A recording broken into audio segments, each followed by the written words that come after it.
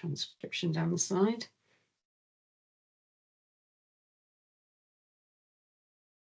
Should I give it one more minute, do you think? Yeah, we're expecting 2 more people, hopefully.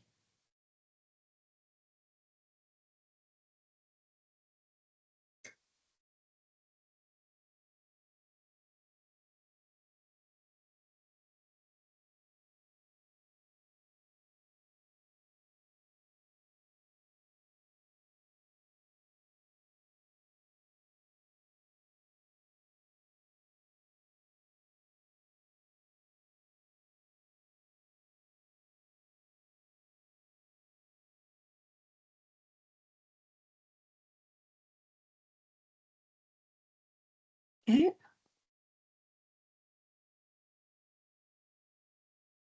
Morning.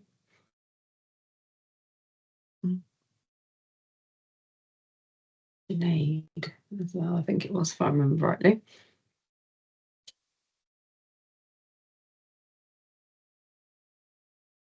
Just one more person.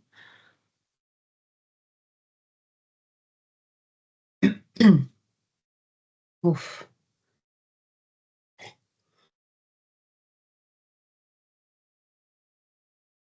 Good to see you, Beth. How you doing? Oh, well, thank you. And you? Yeah, good, thanks.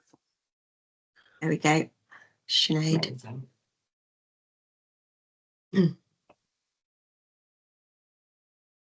Morning, Sinead. Oh, I didn't know it was you, Kirstie. It's me. Oh, lovely to see you. What a lovely surprise for a Monday morning. Oh, thanks. Thanks. Well, good. Well, we'll get going then. So I'm just going to start sharing my screen. You just let me know that you can all see that. Amazing. Awesome. So welcome. Thank you for coming this morning for the beginning of our Lunch and Learn sessions on the Green Footsteps Guide. Hopefully you would have all seen it come out last week. Finally, the full guide is around 100 pages long. And it's the sum of about a year's work for the Climate and Environment Alliance. So this morning, I'm just going to introduce you to what it's all about. And feel free to ask questions and all the rest of it. And then from this point forward, we move into more specific topic areas with a specialist speaker with me for each week. So we're also going to record every single one of these so that people can see them at their own will, because I appreciate not everybody is available on a Monday morning for an hour. So let's get going.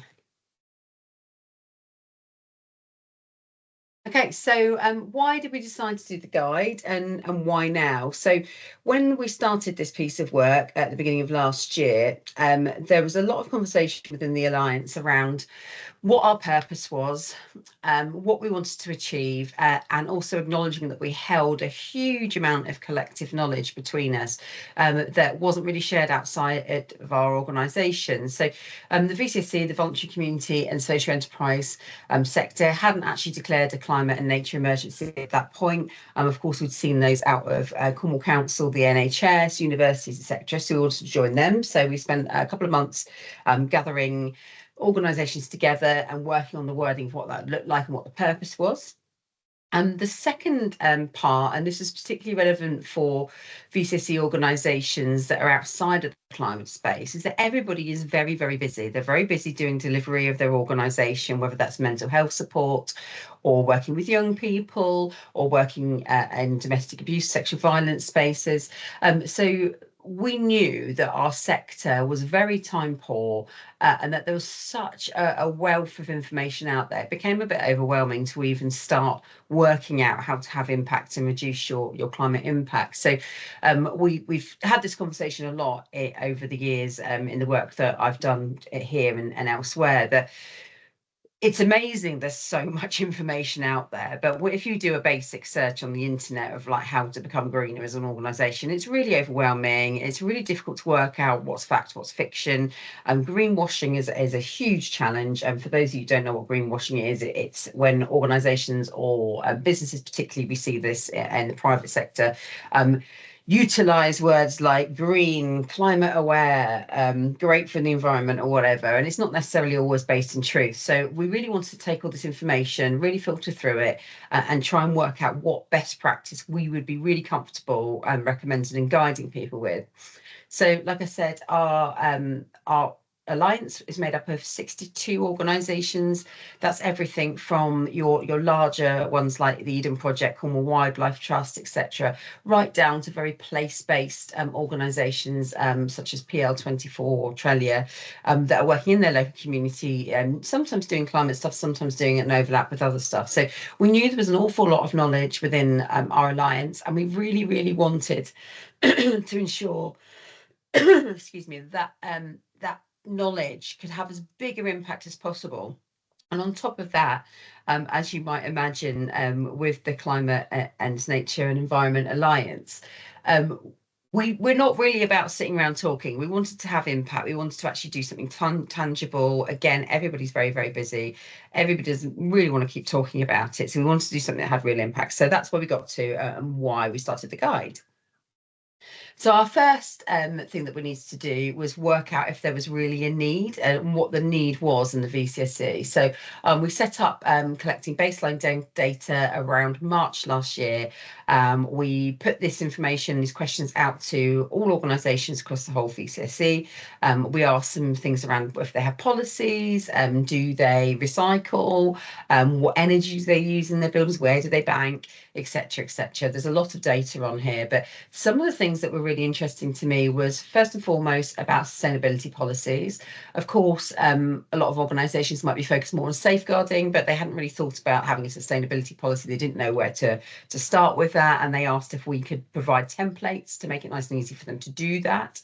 The organisations that have employees really struggled around financial investment and specifically pensions. So again, absolute minefield of information around where's the best place to bank, where to invest your money as an organisation, which pensions you should be buying into as an organisation. So that became another key focus of this.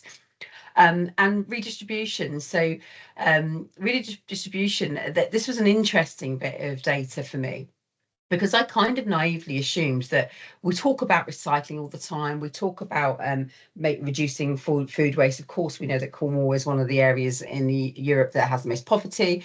So it really, really surprised me that you see down the bottom here that 65% of our organisations don't actually do any redistribution of food equipment, making sure that their materials, if they could be used by somebody else, were used. So again, it got me thinking, well, actually, why is that?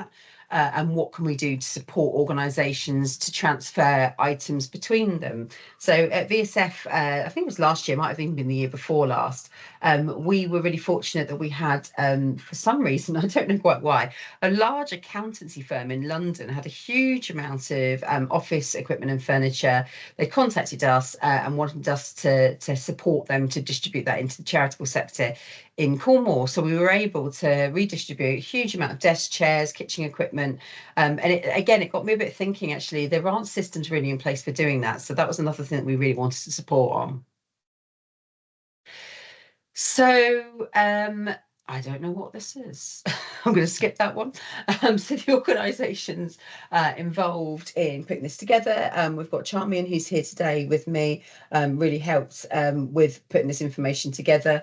We utilised the Gleaning Network, Holly. So Charmian, Holly and I did the bulk of running workshops, gathering information and writing it up. We also used organisations that we knew had done a lot in this space. So Town Council, I'm actually a town councillor, and I'd worked for a really long time on the climate space with the council.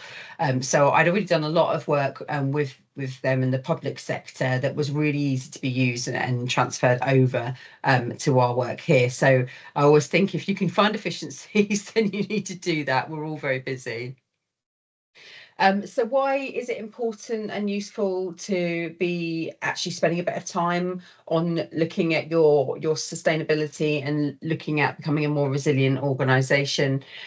We found that actually the feedback we've had from organisations that have started doing this stuff has actually really gave them a sense of purpose. It knitted them together. They felt like they could be connected to their community around where their organisation was, and I think it's really important that us in the VCS sector, you know, one of the things that we work on quite a lot in VSF, it is the reputation of our sector, and actually it being valued really, really strongly alongside the public and private sectors. So it felt important to us that as the VCSE, we kind of showed that we were taking this stuff seriously, that we were willing to work with our communities to actually showcase and role model best practice for our communities. I think there is definitely a little bit there around organisations showing that they're committed to this. I think that's good. People more and more, when they're looking at who they're going to buy things from, who they're going to work with, who they're going to get their support from, they're going to want to see that organisations are taking this stuff seriously, because we have to be in it together. So that was a really important part as well. We also felt that there was not enough data when we looked at the baseline survey stuff around resilience and organisations actually having been prepared for moving forward. So one of the things that we did was run a day-long training session where we ran scenarios. So what if there was a flood in your organisation? What if there was digital outage? What would you do? Would you know the right information? Would you know how to make sure that your community organisation could still deliver what it needs to deliver, bearing in mind a lot of our organisations work with the most vulnerable in our county. So again, we really wanted organisations to think about what they need in their bank to be able to cope with any of those situations happen. We've seen obviously a lot of flooding across Cornwall in the last few years. I don't think that's going to get any easier.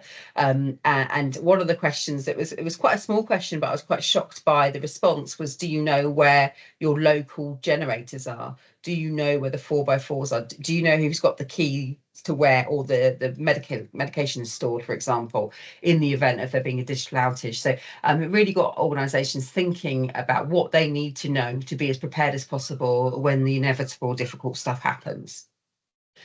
So one of the other things, so this is what the next point is one that I find a little bit challenging, because there's some of us in the climate space that really want people to make the right decisions for the right reasons. But there's also another way of thinking that actually, if you can engage, particularly when you're working with the business sector, organisations in terms of this will reduce your outgoings, it will save you money. If that's the motivation for somebody getting involved and doing some of this, I kind of think both are a win. You know, so it's great that we've got a lot of passion and energy and people that really believe in making these changes, but I do think we need to be adaptable to the hook that we give to organisations that maybe wouldn't prioritise this stuff. So if we can frame it as it will also save you money, it will make your organisation healthier, I think that's a tool we need to use as well. We also have seen in the last 10 years, particularly since I've been doing this work, that the value of employees coming with knowledge around climate resilience and anything to do with how you can improve your organisation are really attractive. Certainly for myself, like looking at trustee roles and my council roles and everything, it's definitely something that is a big tick, I think, for me as an individual. And we're finding more and more that is something that if you're doing this stuff in your organisation, it's another thing that can go on your CV to say that you're actually championing this and you're taking it seriously and you've got that knowledge, because the knowledge that we all hold is actually really quite transferable across jobs. And the other thing is, we all know that it can be really overwhelming to think about this stuff. I think there's a reason we've got climate cafes and people are getting overwhelmed and a little bit scared of the future. And I think for us as individuals and organisations, if you feel like you're trying to do something to make things better, it actually makes you feel slightly less scared about it all. So I think that's another really great reason to get involved in this stuff. So the actual guide itself, it was a labour of love. I'll be quite honest, in the last year, it's taken us a huge amount of time. This is from the draft copy. I haven't had time to update it, but we decided to separate all the information we've got into manageable chunks and chapters, which are then themselves subgroups. You can see on the right hand side here around audits, so you can hyper jump between each of these. So rather than seeing this 100-page document and thinking, wow, that's a lot, it's too overwhelming, you can quite easily go to a single section and then you can just work through them one at a time, depending on how much time you've got in the day, what you'd like to work on. So we filtered everything into, I think it's about 10 or 11 chapters, and you can see them there, and tried to collect the information specifically in that area. As I'm sure you'll be aware, everything is connected, so we've done our very best, and there's certainly some bits of information that could have appeared in multiple sections, but we tried to do it as logically as possible in a way that was as user friendly as possible, for individuals to actually just get cracking on this. So again, it doesn't become overwhelming, it becomes something you can have a tangible output for on your day. So there's, I think our next session next week is about auditing. So I've got a really great guy that's coming to do that. He does audit training as his main job. He's part of the whole society resilience framework group for the whole of the UK. I also sit on that too. So the plan is, with these lunch and learns, this is a more general overview, but what we're going to do is, over the next 10 weeks, is do a real deep dive on each of these sections, have a bit more in-depth training from a specialist in that area, so we can really get the best out of it, and so that the plan is to be as supportive as possible as we can, so you don't feel like you're alone dealing with this. We are here to nurture and support you through it. There was some really great stuff that we hadn't really thought about until a couple of months in. So particularly around digital and technology was a fascinating one for me, because I didn't know very much about this, but actually our digital impact as organisations is huge. I mean, we're all on the internet right now. We all probably send an awful lot of emails and attachments every day. We all search the internet for information every day. And it was something I hadn't really thought about, the digital footprint in terms of climate. So that was a fascinating section. And the other thing, secondly, I'm not sure about you guys, I'm working from home today. So we really felt it was important to have a home working section where individuals could look at what they can do in their own houses. A lot of the information that we've got, even though it's through the lens of the VCSE, aside from some of the banking advice, which is charity banks, most of it can be used by any individual in your organisation. It can definitely be used outside of our sector into other organisations. So things like the home working bit were really important. Who is your energy with at home? Do you have insulation? Which browser do you use? Again, some really robust advice there for how you can support yourself, but also how you can support colleagues within your organisation, even if they work from home and you don't have buildings, even if they're volunteers. There's a lot of advice there for how you can improve your impact. So I wanted to just show you an example of a section. As I said, there's quite a few sections. We worked with this wonderful illustrator called Holly, who I'd done a bit of work with before. She's a local artist. She's very involved in the climate spaces and a bit of a change maker herself. So I thought it was really important that we had somebody like that on board with this. Also, the colour scheme and things are all designed to be as low impactful as possible in terms of its digital footprint when it's put together. And I knew that some of this information was quite heavy. So the design process has taken us a little bit longer than we had anticipated, because what we didn't want was some really terrifying document to open. We didn't want people to see 100 pages of really difficult stuff and just think, oh, it's too much, I haven't got time to read that now. So utilising her illustrations, utilising the wonderful Emily in our team who's done the design for me, we tried to break it down into spaces that it doesn't seem so overwhelming. You can look, for example, in the right hand section there, land management. You can pick any one of those little sub dots there and look at it. It doesn't feel like you've got to read War and Peace, and we've tried to make the language really inclusive. So we have, in parts, some would argue, watered down the language, but we've done that for a reason, because we recognise that the language we use in the climate and nature space isn't necessarily the language that would be understood across the sector. So we wanted to make it really tangible, really easy to understand, so you could just crack on and do some of it. So I'm very happy with these designs. Holly's done a couple of sections bespoke for us, but this is one of hers we managed to adapt. I love the little kingfisher here. So again, there's very simple little points here that you can do on your location if you've got them. Again, it can all be useful for home as well. And things like that. I really like this coastal marine waterway management. So I did a big project called the Yellowfish campaign in Falmouth and Penryn And that was to get people thinking about what they're putting down drains. So I naively thought that every drain in your street goes into water treatment. Turns out there's an awful lot of storm drains which goes directly from the street into the rivers and streams and directly into the sea in some places, depending where you live. So actually thinking about what we put down drains is really important. We did the big project we did was around paint. You know, when you've washed your paint brushes out and people think, oh, I'll put it down the outside one because it's not going through the house. No, if it goes to the sea, that's not ideal. And we actually ended up working with a number of businesses that didn't know that either, who worked with painting and were putting things down the drains you shouldn't be. So little bits like that are really important. And then what we've done for each section as well, if individuals want some more further detail or they would like to go and look at the evidence base for some of the advice that we've got, we've put a lot of hyperlinks in here to external organisations or places you can find out a bit more if you'd like to.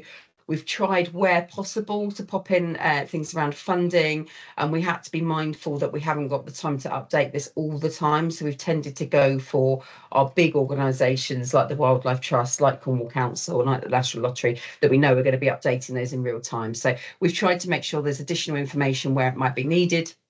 And to make sure that if anybody has got a particular interest in any of these areas and they would like to go a little bit deeper than we've gone in the guide, then they're able to do that. So you can see here again, so funding and policy, really big part for anybody that's worked in climate and nature recovery. It's kind of a bit chicken and egg sometimes, that there's this ongoing debate about whether you just crack on or whether you need a mandate to crack on by having appropriate policies and decision making in place, which then allows us to apply for funding. It allows us to take things a bit more seriously. So in my work, I do a bit of both. You know, I'm very much a crack on, ask for forgiveness, not permission person. Also, I completely respect the need, and it's been really important, I think, for us as organisations and as a county to make sure we have really robust policy that goes behind the work that we do, because that then empowers us to be able to say, actually, let's hold this organisation accountable. Let's make sure that there is investment into this space. We know that things like converting your buildings to solar on the roof or to an air source, ground source pump, these are not cheap decisions to make as organisations. So by getting policies in place, by making sure that there is a mandate legally for us to be doing this as a country, as a county, that's been really important, because it then allows us to make sure we can draw down some funding to support for that. So for example, in Falmouth, where I live, there was a big funding pot for support to change public community buildings and affect their ability to generate their own energy. So we managed to get a really significant grant, which we've used to put in an air source heat pump, and we've managed to put in solar panels on top. So there are pockets of money out there. They do change quite a bit, but don't feel like you've got to find this money internally. There's, again, lots of people across our network that are experts in energy particularly, or where there might be pockets of money. For example, there's the Climate and Nature Fund through Cornwall Council. For any of you that have ever done any fundraising, I think it's through Crowdfunder, there's a linked Climate and Nature Fund that you can add on to that for £5,000. Again, I've used that myself in my skate park project to make sure we had the rewilding funds alongside the project. So we're very lucky, I think, in Cornwall that we take this stuff seriously, and we also have, I think it's dealt with in a more open, we're in it together. None of us can do this on our own way, which having worked across the country on some things, I think we really are at the forefront of that revolution in Cornwall. So use those different organisations, use our public sector partners to help. So another part, again, we saw at the beginning was policies. A lot of organisations didn't even know where to start with policies. What sort of policies do you need? Why is it important? Again, it goes back to that mandate to take action. I'm quite a firm believer that if you've got something in black and white legally that you are committing to as an organisation, that enables you to actually take action against it and to allocate staff time to it, or funding if you have that available, to actually do some of this stuff. I'm not really a fan of a policy for the sake of a policy. I think it's important to have ones that you can actually have tangible outputs. So again, we've put your more basic policies together, but I would really encourage you to look at specifics that you can pop in there. So we've got a couple of examples here around enhancing biodiversity or climate action. So one of the things in sustainable materials and practices and supply chains. So I'm trying to think of the name for it. I think it's called a procurement policy. So two of the places that I've worked with, we've added a procurement policy inside of our sustainability policy. So that basically says that wherever possible, we'll buy local, we'll buy ethical, we will not use Amazon, for example, and we'll make sure that the supply chains feeding us with the information and the things, the stuff we need as an organisation are as robust and have the minimal environmental impact as possible. Now, again, in my role at the council, you're using public money, so that there has had to be times when that's balanced, but we always try and make every decision as best we can utilising that. And it's also helped us, I think, in terms of local investment. So rather than going, for example, when you're building something, so you're renovating something, using local companies rather than nationals, you know, it's made us really think. And I think that's the point of those policies, particularly the procurement one, is to make you think before you make decisions, just because that's the decision you've always made. You've always used X company or you've used Amazon forever. It makes you think about it. So I'd urge you to have a look at procurement as well. Oh, I think that's the end of this. So the next bit that I'm going to do quickly, let me just get rid of my screen there a minute. Am I still screen sharing? Off screen sharing now? Yes, I am. Okay, amazing. So I didn't want to, if I start seeing my Teams messages. So I'm just going to screen share again. Now I'm on the right page. So hopefully all of you at this point have been directed to our space on the internet for the Green Footsteps. So we've got all sorts of stuff that's really useful for organisations on the VSF website. We had to find a way that was really easy for organisations to access this guide. I'm not precious about it in any way, shape or form. For me, it's about impact. It's about sharing the information as possible, but we also wanted to make sure that there was a hub of activity. So you can see here, you can download it and share it with whoever you want there. This is the bit that delayed us all for a really long time, something we didn't think of. But actually, you know, you can flick through it. It's great. So you can go through it again. We didn't want people to feel like they had to download this massive thing that just sat on their shelf, their virtual shelf on their computer, that you can come back to here and flip through whenever you want. So you've got our contributors there, and this is actually the contents. What I want to show you is the contents, that this is the final version of it. So you can see here, although it looks a little bit overwhelming, what is great here is that, for example, if we want to go look at waste electronics, you can click on it, it goes straight to it. You don't have to go through it in any way, shape or form. That was something that I was really keen to make sure that we embedded. And then, so you've got here, you can find out what you can recycle, yada, yada, yada, and then a hyperlink. So you can jump on the hyperlink. Here you go, straight over here, tells you how to recycle. So we've tried to make this as easy as possible in terms of utilising it and getting through it in a way that doesn't feel overwhelming. We appreciate there's an awful lot of information here. I mean, for goodness sake, the chapter page is two pages long. There's an awful lot in there, but we've tried to make it super, super, super easy and to go, right, okay, I've only got time to do one thing today. What am I going to do? Right, digital websites. I can tell you what's going to come up on here. So straight away, it tells you who's really got the best practice in terms of hosting your website, what you should be thinking of when you're changing your website. It will tell you, it should say somewhere in here about browsers.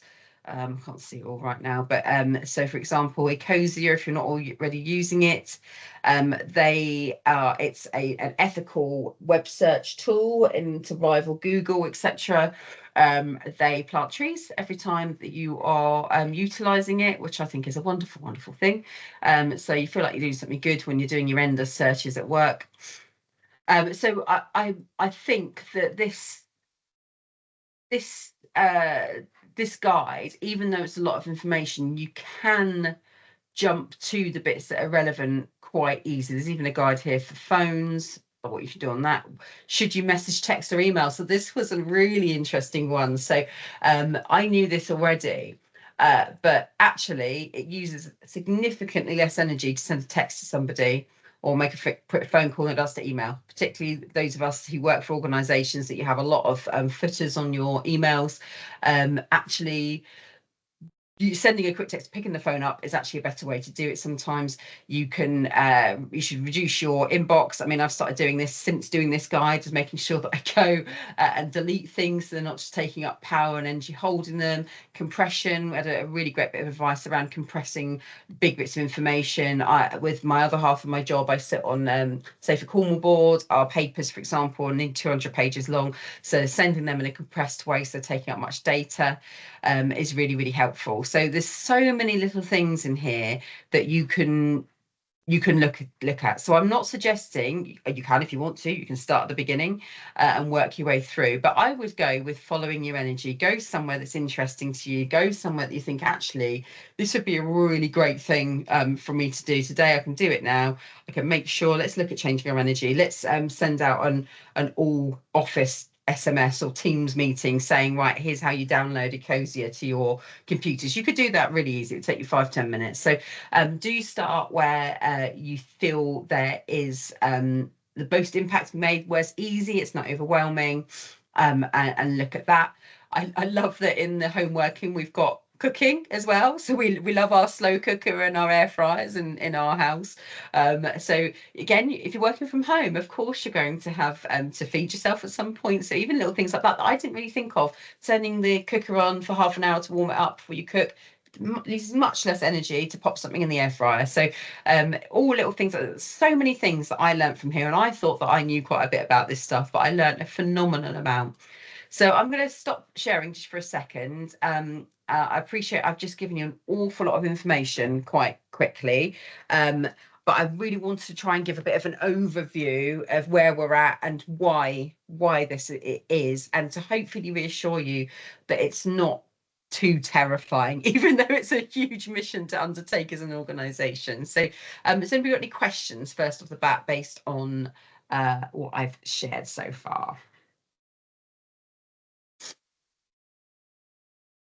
Not a question, but it looks so Yeah, impressive. oh, thank Amazing. you. Yeah, congratulations. So thorough and looks really easy to use. So look forward to having a look through. Oh, I really appreciate that. I mean, it's a difficult thing because when we so Charmin helped, she's in the room now, helped with collecting the information, and it was at times really overwhelming for us. We had so much information in so many different formats, and the one thing that we really didn't want to happen was for it to overwhelm people, even though we had to balance that with being informed, making sure that it was practical. So that's what's taken us quite a long time, I think, in the last 3 or 4 months, is getting it to a place that we're all comfortable it does what we wanted it to at the beginning. We have to keep going back to that initial mandate, an easy to use guide, because it would have been very easy to go down rabbit holes. So I was really insistent that we needed to have hyperlinks and that we needed to be able to jump through it quickly, because in terms of user friendly, there's nothing worse than getting a document and having to constantly go forward through the arrows to get to the bit that you were last in and stuff. That it feels like a waste of time. And again, we're talking about energy, it uses energy to do that. So actually for me, having an easy way to jump to the bit that you want to work on was really important. And I think because of capacity in our sector, it was really important that we had those external links that were more, in lots of cases, more public sector based. They were going to be updated all the time, that we didn't have to be worrying about updating 1,000,001 things constantly. So I really appreciate that feedback, because that's what we were hoping. We wanted it to not be a scary document. We wanted it to be oh, this looks really pretty, or it looks really interesting, or it looks kind of fun. Oh, I could probably do some of that. That was our main thing that we wanted to achieve. So it's great to have that. Charmin, have you got anything you'd like to add to what I've said this morning? Because obviously you've worked on this, particularly in the first 6 months, absolutely loads with me. No, you've done a brilliant job there, actually. Oh, thank you. And covered it well. I mean, you're right in the sense it was it was a huge task, and because of huge topics. And Holly is one who likes to like this. So my job partly was pulling her back so that we get somewhere in the middle. And I don't think we got enough links. So I'm really chuffed that you and your team were able to put more links in, because as you said, it's a complex subject. You need principles, which is what we're trying to do, the general principles about something, and then lots of links so that people get more information. And hopefully the links are to organisations which are going to stick around for a while. Yeah. Because there's so many dead links out there that it's just really frustrating that. So there's an element of quality control in what the links are, so that hopefully it doesn't have to be updated every year or every 6 months or whatever. Yeah. Because that is a massive task in itself. So congratulations to all the team. Thank you. Really appreciate that. Yeah, and that's exactly why it's taken us quite a long time, because we use that sort of mechanism to check with the links and do a bit. So each one we had to then go off and research how they're funded. Are they still going to be here? You know, is this something that's long term? So that I'll be honest, it took us longer than we thought. That whole bit, the guide itself was pretty much ready to go in December. The last 2 months have been exactly that, checking all the links, making sure everything works, and going through it. But yeah, it's been a phenomenal team effort to get this complete, and it's something that personally I'd had asked for so many times, but it's always everyone's like, oh, it's just too much work though. So I was really proud of us being brave enough to take that leap of faith to actually give it a go. Like, we were never going to get it perfect, but we've done the absolute best we can with the information we collectively hold, and our alliance particularly is so proud of it, because we've done exactly what they asked us to do, which is take our collective knowledge and share it in a way that's understandable and useful for organisations that sit outside of the climate and nature space. So I've already had this morning, it went out on Thursday, Friday, and this morning I've had so many emails from people saying congratulations and what an amazing piece of work it is and how great it looks. So I wanted it to be pretty as well. Like, I think the poor comms team, that it's not my bag really, that, but I was like, so I've got a vision. Like, I don't know, it's really dirgy documents right now, but I want it to look like this and do this, and can we organize it like this? And they were like, oh, but they've completely taken the concept and the design that I wanted and the vision I had in my head, and they've made it reality. So I'm so grateful to them, because that is not in my skill set to do. They understood the brief, and they've done a really great job of making it look exactly as I hoped it would look. And it feels friendly and welcoming, doesn't it, when you look at it? It's pretty to look at. It feels like it's trusted, I think, because it's got so much evidence base. It's not just something we've kind of thrown together in 5 minutes hoping for the best. You know, it really has been a labour of love for us. So yeah, thank you for that. Any other comments or questions thus far? Justin? Yeah, I just wanted to say it looks amazing, Kirstie, and well done to everyone involved. And just wondered what sort of plans have we got for promoting it and pushing it out sort of to the wider audience now?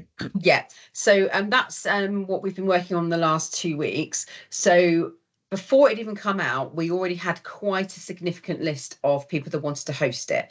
So it's gone to Cornwall Council, it's going on their Hive, which is really great. And it's also been promoted through corporate comms at Cornwall Council, which is great. Climate, I want to say, are they called climate something team? There's two. There's a nature recovery team and there's a climate something team. Both of those guys are using it and promoting it.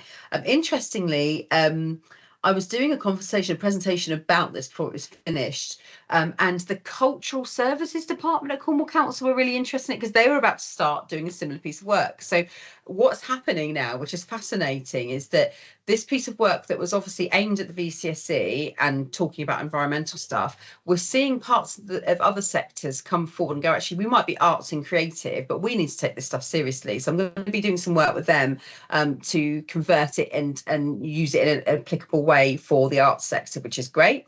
It's going through CALC, which is the Cornwall Association of Local Councils, to every single council in Cornwall, which is amazing. A lot of them, the big ones, like I want to say Campbell, Red Roof, Penzance, Falmouth, Truro, are all going to be hosting it on their websites as well as a document. It's also going through the community area partnerships, which are hosted by Cornwall Council. They're like collections of town and parish councils in each area. It's going out through the CLOs, the community liaison officers, so they'll be sending out as well, which is great. So, and then of course in our space, our sector, it's going out to all Alliance members, and we are in the final throes of organising either a half or a full day event, which will be a cross Alliance meeting where we're going to be looking at this. I think my vision for that would be to do maybe a workshopy type thing where we can have some of the experts from each of the areas. So maybe look at which are the most popular one. I think it's probably going to be finance and energy. I would imagine be two quite big ones. Maybe internet or digital, maybe as well. And actually on that day to have a couple of sort of hubs where we can actually work through some of this stuff with organisations, so they can go away from that session going, well, actually we've ticked off some of the stuff in the guide. I will be absolutely honest, I'm not an expert in all of this. You know, I've got an awful lot of knowledge across a lot of areas, but I'm by no means an expert in finance or digital with a green lens on it. I've learned a lot through doing this piece of work. So like I say, with the lunch and learns, which are the next 10 weeks of specifics on a particular area, I've got a key speaker with me for each one who is a specialist in each area. I'd like to see that cross alliance event have a number of those at it too. So yeah, that's the start. And then it's also going. So another thing that I have been working on is whole society resilience, and I sit on the local resilience forum for Devon and Cornwall, and on the national whole society resilience forum, which is run out of Manchester Uni. So it'll also be going out to all of them. So it'll be going out beyond Cornwall. Fingers crossed people enjoy it and like it. Again, we've done it with the lens of it being for Cornwall, but there's an awful lot of stuff in here that could be adapted. We have put in Cornwall specific stuff, but because obviously again, procurement, local, better for environment, but there's certainly enough there that you could find out the equivalent for Kent, for example, if you wanted to. So yeah, quite a lot of it's quite a lot of work for me in the next bit. Everybody else is like, yay, the guide's finished, and I'm like, yay, I'm starting the next phase. So I'm moving into like the next 6 months of delivery workshops, lunch and learns, publications, getting it out on the national stage, because there is nothing like this in the country. And that's something that when I went to talk about it halfway through the process at the Whole Society Resilience Forum, I had a bit of a light bulb moment of realizing that this stuff does not exist anywhere else. So if we can be at the front of that game nationally, that's a really great win for Cornwall too. So yeah, really happy about that. Does that answer your question, Justin? No, that's brilliant. Thanks, Kirstie. And I just want to mention Beth's put a lovely comment in the chat. I don't know if you wanted to read that out. So I shall, and then I'll. Or shall I read it out? So Beth said, and then I'll come. Beth said we'll be sharing with all our holiday activity and food providers. What a fantastic resource. Will also help us Active Cornwall as we write our sustainability policy over the next 18 months. So thanks for that, Beth. That's amazing. And you know what? For me, I completely accept that everybody can't do everything on this thing. I think if we all do a bit and we do the bit that we can do, then that's an amazing thing. It's still impact, you know, and it will become easier and easier. I think the more of us do this stuff, you can pick it up at any time. So yeah, I really appreciate that. Thank you. Melissa? So I work at Cormac. I used to work at Cornwall Council, and now I'm at Cormac. So I'm not in the voluntary sector. That's fine, yeah. But nonetheless, Cormac, we as a company of Cornwall Council want to be heading in a much better direction. And I just wondered if you'd already liaised with a couple of colleagues who I can introduce you to on an email or I would love that. Yeah, I would absolutely love that. Fantastic. So, and to sort of shortcut you in, so Zoe Hilditch is the environmental sustainability manager, and then her boss is Stuart Wright, who is whatever the next step up from that is.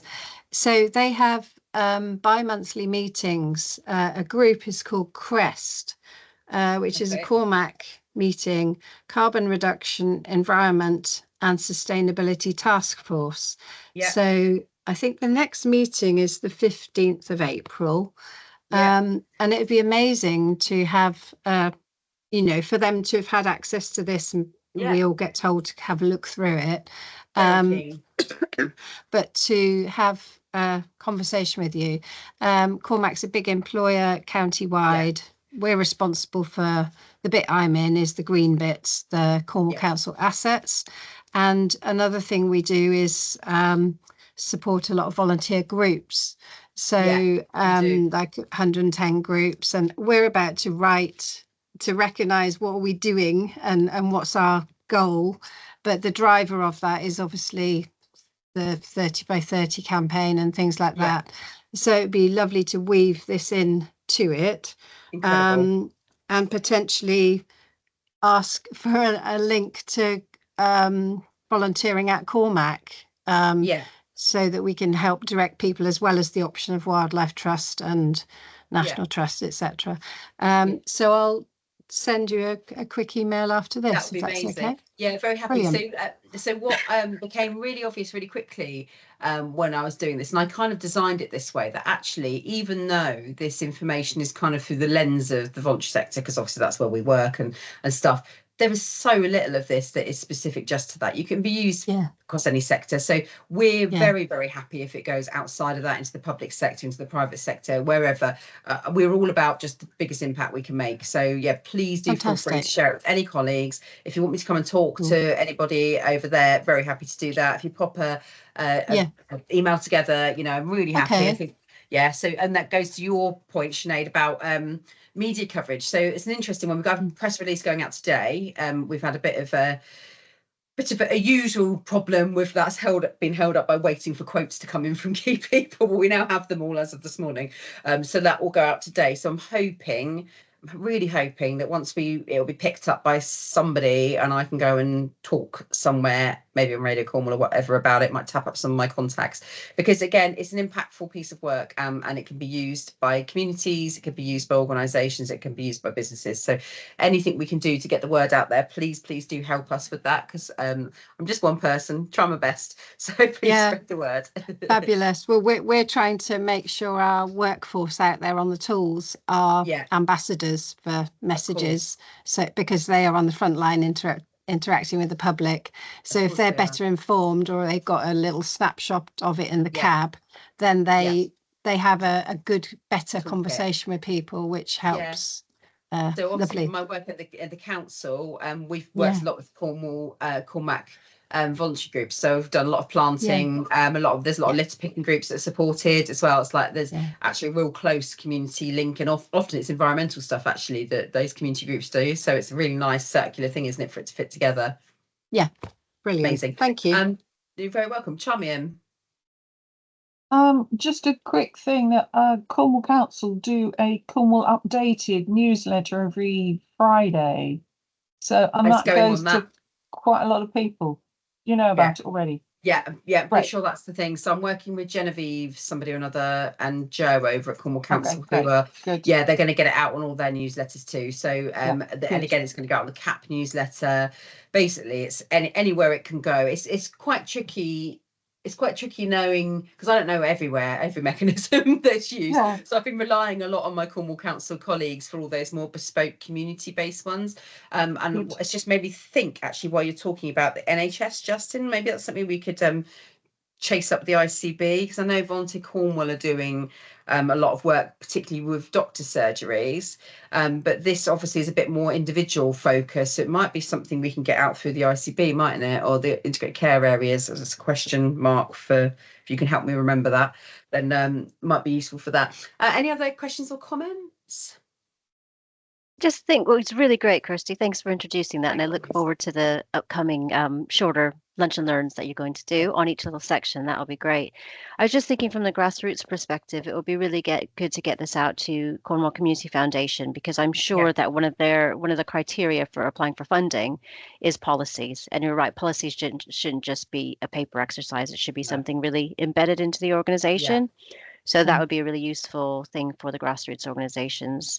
Also, through Volunteer Cornwall and Transformation Cornwall from the grassroots point of view. Formation, BC. I'm just wondering, actually, if for VSF colleagues, we need to make a little list of places to send it between us. Maybe we could add that to our engagement meeting if we've got one this week.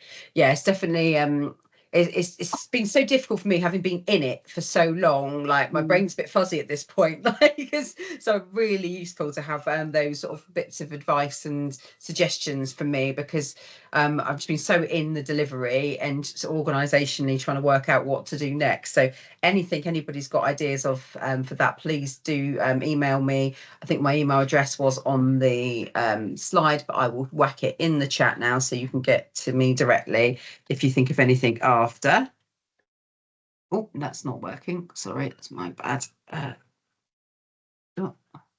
Edwards. So it's my name, Kirstie with an I, .Edwards at cornwallbsf.org.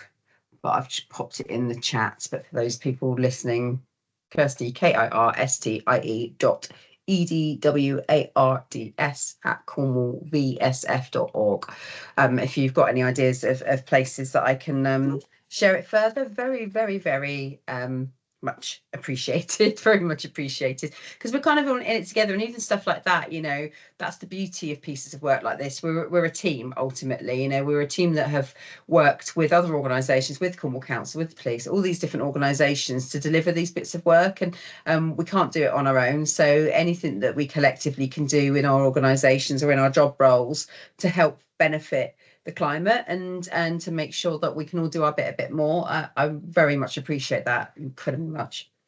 Anybody got anything else? If not, I will close it down. Anything else anybody else like to share before we finish? Who is your illustrator? She's called Holly Astle, HOLLYASTLE. She's from Falmouth. We came across each other about 10 years ago when I was running a project, and it was around plastic free at that time. And so I got her to do a first it's like a street art board kind of thing. And since then I've managed to get her to do several. So it's now like a street art walking tour around Falmouth of different stuff. And so we've overlapped up, but I really love the fact that she's local. I love the fact that this is something she's really, really passionate about, and that comes through in her work. And she's just got a really great way of visualizing the things that I'm saying. So for example, she did the one on resilience for me. So let me just find it. Let's see if I can find it in a minute, because I really love this one. Let me just find 2 seconds. Where are we? I'll share it because there we go. Oh, what's going on here? Ha! Yeah, hang on, just 2 secs. There we go. Let me screen share it a minute, because I love this one. So some of you will probably recognise where this might be. So this is actually, I had this idea of using the Coverack floods to talk about resilience, because it was such an iconic example of community coming together to overcome this very sudden flash flooding.